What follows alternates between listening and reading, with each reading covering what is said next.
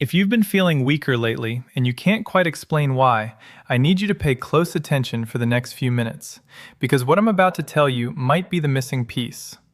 You eat reasonably well, you take your supplements, you go for your walks, and yet getting up from the couch takes a little more effort than it used to. The jar lid that used to twist open in one motion now needs two hands and a moment of frustration. Carrying the grocery bags from the car feels like it did 5 years further into the future than it should. Here's what almost nobody tells you. This isn't just getting older. There's a name for it, and there's a very specific reason it's happening faster than it needs to.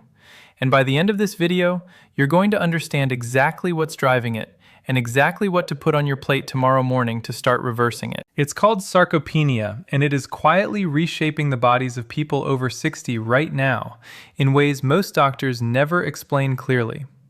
What makes it so dangerous isn't the muscle loss itself, it's that it's the single biggest predictor of whether you'll still be independent 10 years from now, or whether you'll be relying on someone else to open your jars, climb your stairs, and catch you when you stumble.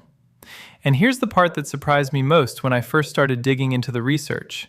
The people most at risk aren't the ones who look frail.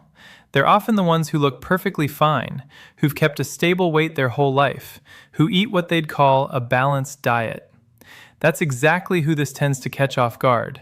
And by the time we get further into this list, you'll understand exactly why eating healthy by conventional standards can still leave your muscles quietly underfed. I've spent years working with older adults on exactly this problem, and I'm going to walk you through what the actual research says, because most of what's floating around online about this topic is either wildly exaggerated or flat out invented. I'm not going to do that to you. I'm going to give you real numbers, and then I'm going to give you 5 foods backed by real studies that can measurably change your trajectory. One of them almost nobody talks about, and there's a decent chance it's already sitting in your refrigerator right now, completely overlooked. But first, you need to understand what you're actually up against, because the scale of it might surprise you. Muscle loss after 60 doesn't happen at some dramatic, headline-grabbing pace. It's slower than that, and in a strange way, that's exactly what makes it so dangerous. Research on adults over 60 shows muscle mass declining at somewhere around 1% per year.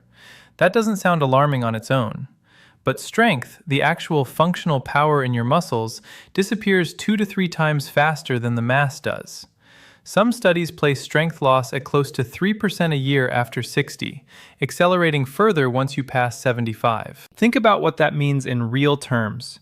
You could look in the mirror and see roughly the same person you saw last year. Your weight might not have changed much at all. But the strength underneath that appearance, the ability to catch yourself if you trip, to push yourself up out of a low chair, to carry a suitcase up a flight of stairs, that could be quietly draining away well before you ever notice it in the mirror. By the time it shows up as a fall or a hospital stay, the muscle has often already been eroding for years. And here's the part that should really get your attention. Falls are the leading cause of injury-related death in adults over 65. Not car accidents, not other more feared conditions. Falls. And the single biggest physical driver behind why a fall turns into a fracture, or why someone can't get back up off the floor, is how much functional muscle they had left before they fell. 2 people can trip on the exact same uneven patch of sidewalk. One catches themselves, feels a jolt of adrenaline, and keeps walking. The other ends up in an emergency room. Very often, the difference between those 2 outcomes was decided months or years earlier, at the breakfast table, long before either of them ever saw that sidewalk. So the question isn't really, am I aging? Everyone is aging. The real question is whether your muscles are aging on the slow 1% a year track, or whether something in your daily habits is quietly pushing you onto the faster track. And there's a very good chance breakfast has more to do with that than you'd expect. Here's why mornings matter so much more than people realize. While you sleep, your body isn't just resting. Your muscle fibers, worn down slightly from the day before, are undergoing a repair process. Tiny microscopic damage from ordinary daily use gets patched and rebuilt. But that rebuilding process needs raw materials to finish the job. And after 8 hours without eating, your body is running low on them by the time you wake up. What you eat in that first hour sets the tone for whether that repair process gets the fuel it needs, or whether your body has to improvise by breaking down existing muscle tissue to cover the gap. This is where most people over 60 run into a problem nobody warned them about. It has a name in the research: anabolic resistance.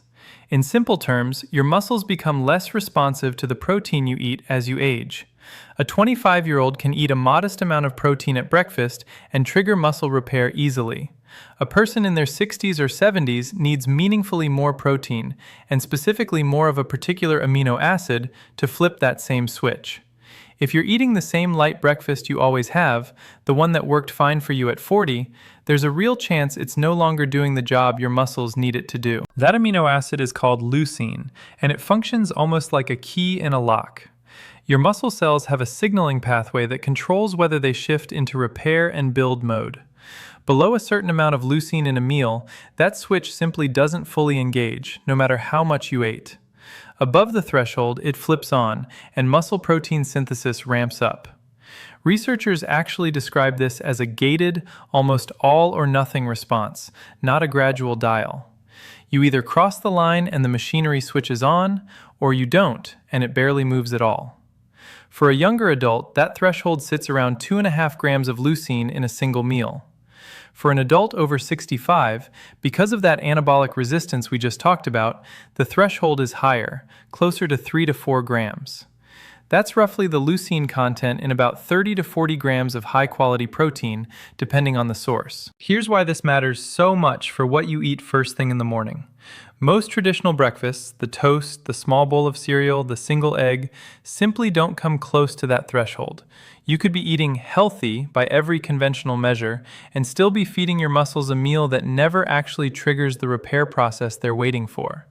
It's not that these foods are poison, and I want to be really clear about that, because a lot of what you'll find online about this topic tries to convince you that ordinary foods are secretly sabotaging you. They're not being sabotaged. They're simply not enough on their own to do the specific job your muscles need done in the morning. The good news is that the fix is a lot simpler than the alarming version of this story would have you believe, and it starts with understanding what actually clears that line. So what does clear that threshold? That's what I want to walk you through now. 5 specific breakfast foods, each one grounded in real published research. Each one capable of meaningfully shifting your trajectory if you make it part of your regular morning. Before I get into the first one, I want to tell you about a woman I worked with who I'll call Grace, since her real story is one I've adapted here to protect her privacy while keeping the details honest. Grace was 63, active enough by her own account, but she'd started noticing exactly what I described earlier. Getting up off the floor after gardening had become a production. Carrying her granddaughter had started to genuinely worry her.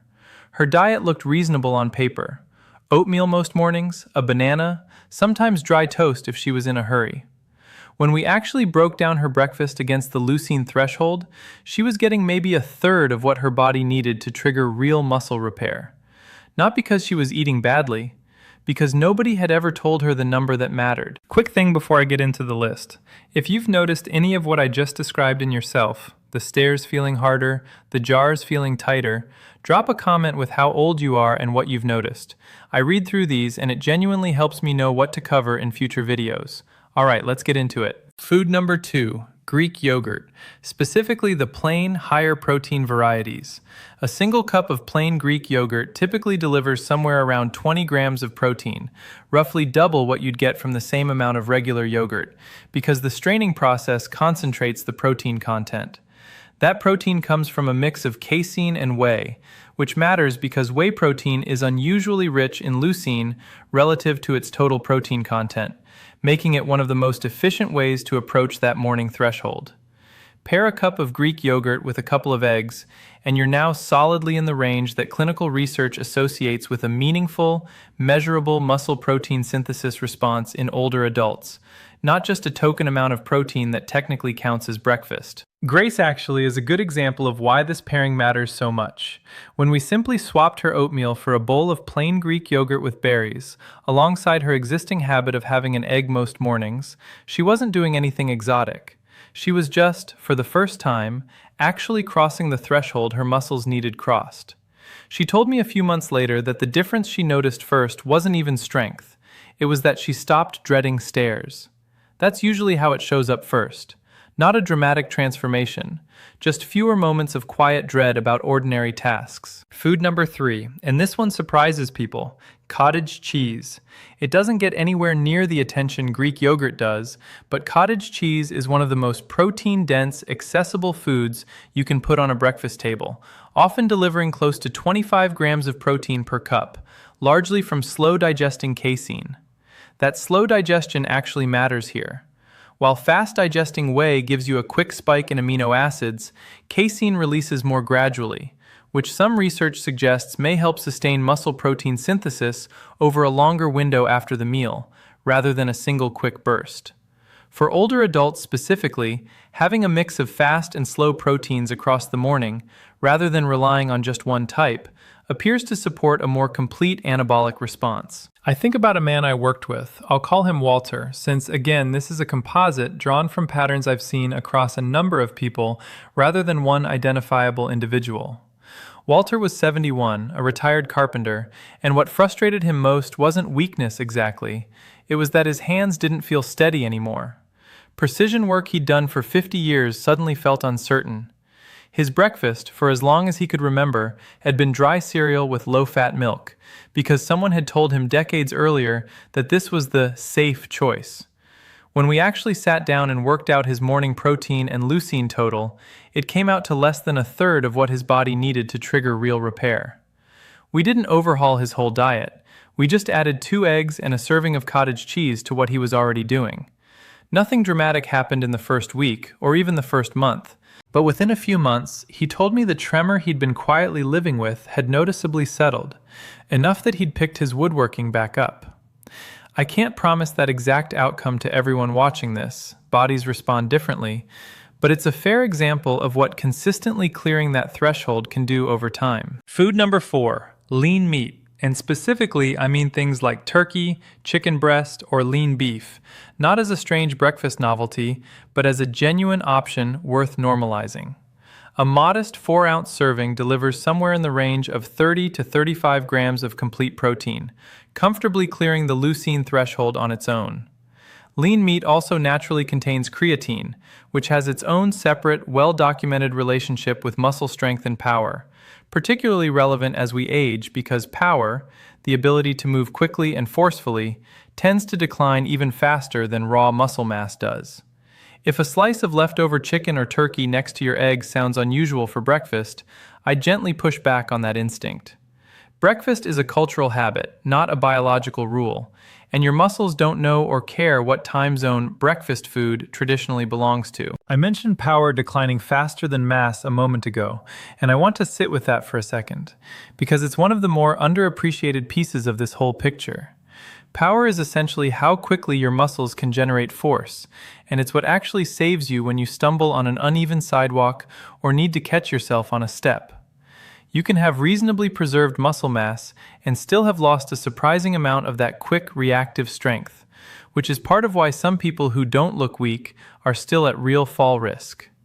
Creatine, along with the kind of complete protein you get from lean meat, is one of the more consistently supported nutritional tools for supporting that specific kind of strength, on top of whatever resistance training you're doing. And food number 5, nuts and seeds, specifically things like almonds, walnuts, and chia or pumpkin seeds, added alongside the proteins above rather than as a replacement for them. On their own, nuts and seeds don't deliver anywhere near enough protein or leucine to matter much for muscle synthesis directly. But they bring something the other 4 foods don't: healthy fats that help your body absorb the fat-soluble vitamins A, D, E, and K more efficiently, along with magnesium and zinc, 2 minerals directly involved in the enzymatic processes your body uses to actually build new muscle tissue once the leucine signal has switched things on.